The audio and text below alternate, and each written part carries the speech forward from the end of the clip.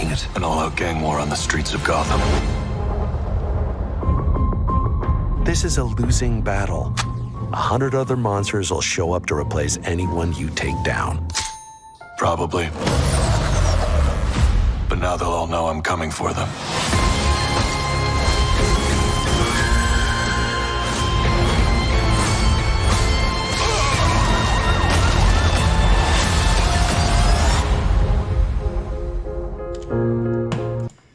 Yeah, never heard any of that before. Alright guys, so Tropical Storm Debbie is in South Carolina right now, so I had some free time to catch up on some TV shows, so I decided to check out the most recent adaptation of Batman, The Caped Crusader.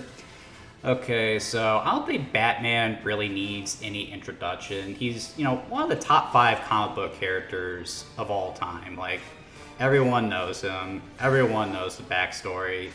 There isn't much to really talk about with him.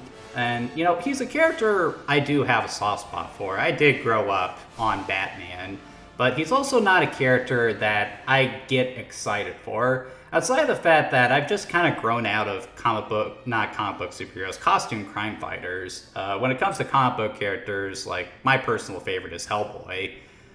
But because of that, and the fact that it seems a new adaptation of Batman comes out, every other year. It's just really hard for me to get excited whenever a new project starring the Caped Crusader comes out. So, when I heard about Caped Crusader, I was not interested in the slightest. And that was until I heard that the show was being produced by Bruce Timm. Now, Bruce Timm, in my opinion, created the definitive depiction of Batman, which is the old animated series from the 90s. I loved this show. The animation is stellar. The writing for each episode was outstanding. If you ever need, just a textbook example of how to adapt this character, this is what I will always recommend. So when I heard that Bruce Timm was attached to this new show, I thought I should at least give it a shot because, it might be something interesting. And I've taken the time to binge watch the entire series. And I gotta say, this isn't gonna be topping animated series anytime soon. So, for the two of you who don't know, Batman is Bruce Wayne, the heir to a multi-million-dollar fortune, who takes up crime fighting after his parents are killed in a senseless act of violence. The show takes place during the early days of Batman's career as a crime fighter, and the whole intention of this show was that it was supposed to center around, more of the supporting cast of the Caped Crusader, Jim Gordon, all the people at the GCPD, all those great characters. But unfortunately, that's not exactly what the show does. While those characters do get a lot of screen time, the focus is still mostly on Batman. And that's, kind of the problem for me because, at the end of the day, it just kind of comes out to be a very standard Batman series. What I was hoping they would do with the series, as I was, reading what it was supposed to be, what their intentions were with it, was that it would be told completely from the perspective of different people in Gotham. Not just Jim Gordon, not just Barbara Gordon or Harvey Dent or all the people Batman usually allies himself with, but also from the perspective of villains too. And, just paint Batman as this ethereal figure. Look at Batman from an outside perspective. Because I don't think there's ever been an adaptation that really does that. But that's not what this is. If you were hoping they would break the mold with this one, they sadly don't. And it also doesn't help that because Bruce Timm is attached to the show, I can't help but compare it to the old 90s cartoon. And it just doesn't measure up in the slightest. It's not terrible, mind you. I mean, it is still a decent enough show, but I honestly grew bored after a couple of episodes with it. Now, it's not to say that there aren't any things that I liked about this show. I did like how the show was structured.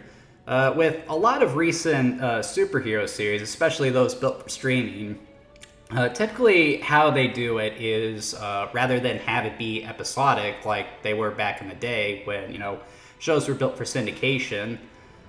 They instead focus just on the hero's struggle with a singular villain, and then just have the entire series be about that. A good example would be the Daredevil series, or well, all the Marvel series that aired on Netflix for that matter. But the Cape Crusader doesn't do that. A lot of these episodes are intended to be standalone in a sense, but each one has some recurring narrative elements that do create a nice through line throughout all the episodes. So, I did like that. It was something of a return to form for, the episode storytelling that made, Batman the Animated Series so good. Because Batman the Animated Series isn't a franchise that was remembered for its, long-running narrative. It was more remembered for, very specific episodes, Heart of Ice, Face of Clay, all those great episodes. So, I was happy to see the episodic stuff come back, but unfortunately, it's just not done as well as it was in the old 90s cartoon. There are just so many good episodes of the old Batman series, many of which people remember the show specifically for, and the primary reason for that was a lot of the characters were just given a chance to breathe in that series. Clayface, for example, a character who actually appears in Cape Crusader as well, he had a whole 2-part episode dedicated to his origin story. And it's just done infinitely better there with how emotional the characters are and how disturbing his transformation is into Clayface. Now, that's not to say that there isn't any interesting writing with the villains in this series. It's just, not on the same level. I'm really missing Paul Dini and all those people, and, J.J. Abrams or Matt Reeves. Yeah, they are no substitute for, the true masters of the character. Now, something else I did enjoy about the series was the depiction of Bruce Wayne. Now, Batman himself in the series is just fine. He actually reminded me a lot of Kevin Conroy's portrayal of the character, and that's a good game because that is the best Batman, and I will hear no arguments about that. That is fact in my opinion. But I really liked how they portrayed Bruce Wayne in this series because he was kind of a douchebag, and I really like that because one thing that a lot of adaptations of Batman miss is that you need to create a distinction between his persona as Batman and his persona as Bruce Wayne. You have to make it hard to believe that Bruce Wayne would be Batman. That's part of why Michael Keaton ended up being such a good Batman. Because if you were to tell someone that, hey, this guy is Batman, you would have a hard time believing it in Keaton's case. That's part of why I'm not a big fan of Christian Bale as Batman, because as a nostalgia critic so eloquently put it, if you were to tell someone that Christian Bale's portrayal as Bruce Wayne was Batman, they would probably say, yeah, that sounds about right. And that's even something that Kevin Conroy struggled with in the old animated series. It was at times hard to see the distinction between Batman and Bruce Wayne, especially as the series went on and Bruce Wayne became more serious-minded. As for the other characters in the series, Jim Gordon is Jim Gordon, not much to say there. I wasn't a big fan of the portrayal of Barbara Gordon here. I'm not sure I agree with the choice to make her a defense attorney, especially since that kind of puts her at odds with her father. But, it's not like she was written terribly, and she was, still an interesting enough character. She was still competent for most of it. She wasn't a damsel in distress, thankfully. Maria Montoya, I was really excited to see her in this show because she was one of my favorite characters in the Bruce Timm's original animated series. But outside of her first appearance, she's kind of underutilized, and they sort of hone in on a very specific character trait, which I have nothing against because it is something from the comic books. It is in character, but the way they use it is pretty poor, and that goes for what is probably going to be the most controversial aspect of the series, and that's the portrayal of Harley Quinn.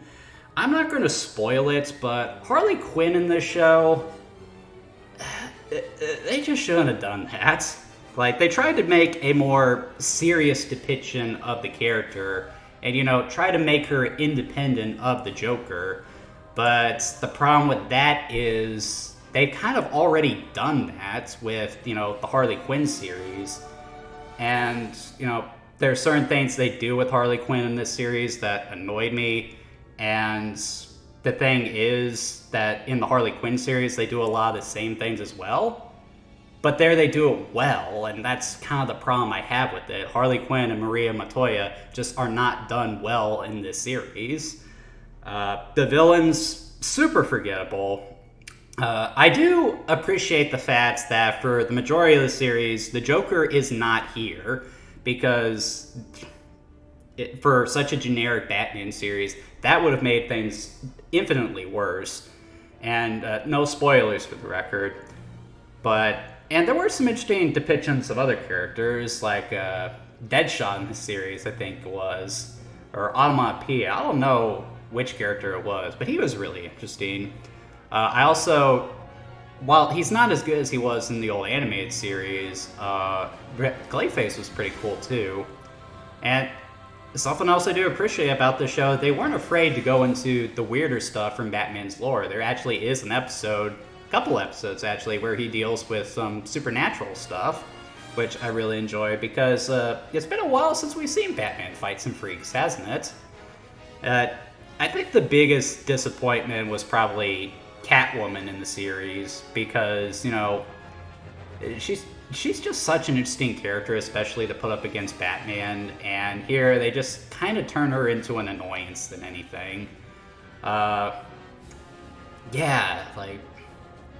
I think the thing that just really flabbergasts me about this show, though, is really just the animation itself. Despite having Bruce Timm on hand, the animation in this show, while not terrible, how does it look worse than it did in the 90s series? I mean, the 90s series had these great stylized character designs. It had these beautiful shadows, like the stylistic choice of the red sky, the harsh shadows, the disturbing character designs. Like, it was all looked so good.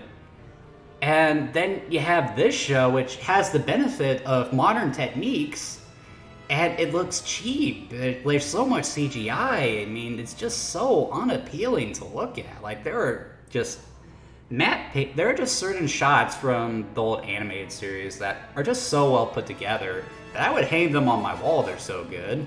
But in this show, like, it was just so dull to look at. At the very least, the music they picked for it at least sounds something like the old, Batman's music. I can't remember who did the music for the Tim Burton movies, but it sounds more like that as opposed to the Christian Bale music. So it at least has that going for it. And the voice acting isn't that bad either.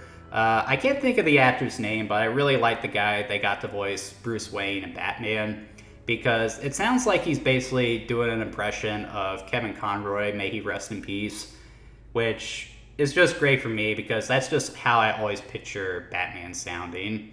So yeah, at the end of the day, while I don't think the Caped Crusader is necessarily a bad series, it's definitely not going to have the same long-lasting appeal that the old series did. And there are plenty of other adaptations of the character that I would recommend over this. Though I critiqued Christian Bale's Batman earlier, I do really like the Christopher Nolan movies, especially The Dark Knight. That's probably one of the best films of the past decade. What else? Matt Reeves' The Batman was really good.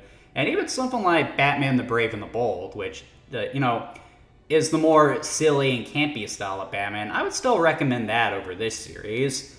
But let's be real, if I'm going to recommend a Batman series to anyone, or really just for anyone to get started on a Batman series, the one I would recommend is the old Bruce Timm series. And I have read somewhere that this was originally considered to be a continuation of the original Bruce Timm series. But somewhere along the line, they decided to make it its own standalone thing. And if this is the best that the team could do, then it was for the best. That was its own independent thing. So, yeah, I really only recommend this show to, people who are big fans of Batman the Animated, who are really big fans of Batman. Your casual viewer, I would recommend you watch Invincible instead of this. But anyway, that's going to do it, guys. That's my thoughts on Batman the Kid Crusader. I'll see you next time.